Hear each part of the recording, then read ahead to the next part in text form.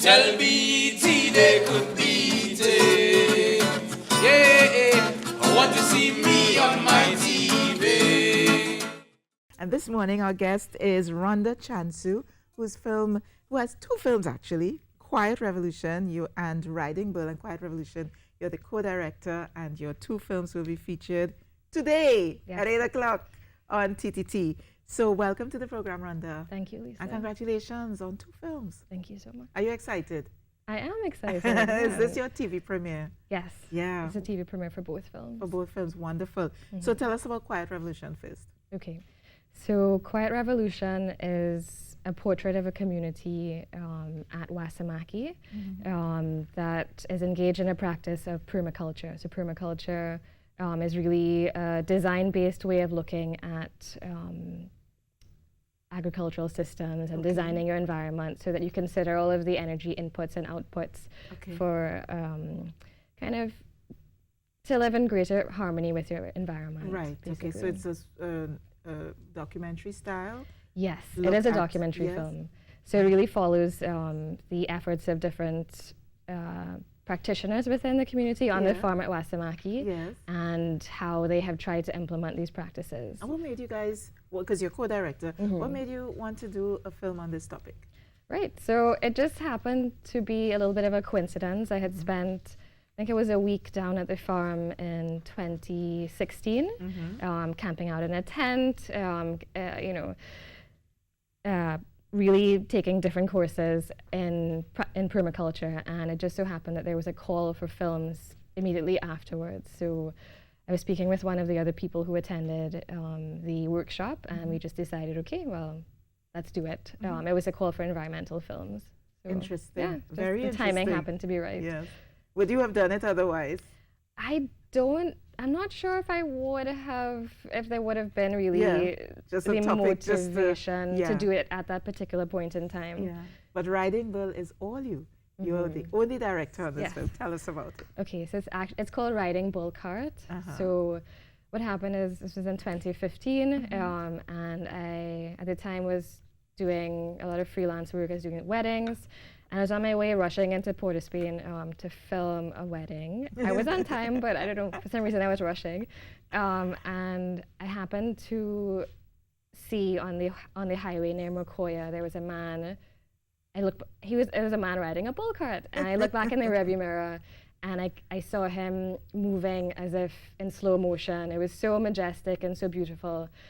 But I couldn't stop because I had to get somewhere. So I called up a friend who I know from secondary school, and I said, do you happen to know this man? I'm really interested in getting a shot of him. And so she coordinated, and I turned up, and he just took us for a ride on the bull cart and gave us an impromptu interview. And we just kind of went with it because, kind of gave us more than we bargained for. I asked for a single shot, and he took us on this little adventure. So it evolved into another documentary. Exactly. Wonderful. So tell us a little bit about you. Who's Rhonda? Who am I? Wow. I like to ask that question from time to time. Okay, I was not prepared for this one. How did you get into film and that kind of thing? Yeah, so actually, growing up here in Trinidad, I never really considered film as a viable option. So I ended up leaving Trinidad. I had gotten an additional scholarship, actually in the math group. So I was doing math further, math physics, totally different. And actually my first degree is in environmental science. Right. So I quickly realized that I was more interested in the people side of things and less the science side of things. And so I said, if I could do it all over again, what would I have done? Right. And I said, okay, well, I love things that incorporate art, philosophy, and I want a really practical way to do this. And so I ended up going to an anthropology conference because I was considering anthropology. I realized, okay, I don't want to look at rocks anymore. I mean, there are people who love this, but it's not for me, clearly. And so I went to this conference, and then I had kind of a eureka moment. And I said, okay, well, I'd seen a film actually called Pueblos Hermanos, Brother Towns, which deals with immigration in a small town, Jupiter, Florida. And everything just went off, and I said, okay, I think this could be it. Yeah. It's really practical. It combines cross-cultural communication. It's a craft that I can actually develop over my lifetime. And so I just began on that journey. So you're a full-time filmmaker now? I am, yes. That's wonderful. Yeah. Congratulations to you. Thank you. Oh, wow. Yeah. I'm not going to ask you what your parents thought moving from science to film, because, you know, sometimes parents have concerns if you're a science student, you're going into the creative arts kind of thing. It was mixed. Luckily, I think, in particular, my mother has always been very supportive. So she said, you know, do what you want to do, don't worry, we'll figure it out. Yeah. We'll figure out a way to do it. I think my dad was more like, what about this engineering thing? What about that? Do you remember that? And at that point in time, and even now, I don't really feel that interested in that side of things. Well, congratulations. Thank Two you. films premiering tonight on TTT, Live for Local, Quiet Revolution, and Riding Bull Cart.